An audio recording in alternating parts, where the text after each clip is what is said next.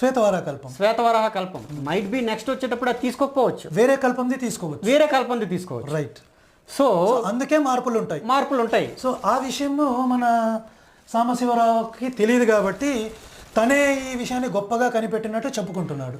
అలా అనుకుంటే ఒకవేళ కానీ ఇన్ని భేదాలు ఎందుకు వచ్చాయి అంటే మరి బైబిల్ అనేది ఒక సృష్టికి సంబంధించిన విషయమే కదా. దాంట్లో ప్రేతాత్మ అంటున్నాను, పవిత్రాత్మే కదా రాయించింది. అలా అయితే మీ యొక్క బైబిల్ దేవుడే 2 సృష్టిలు ఎందుకు చేశాడు?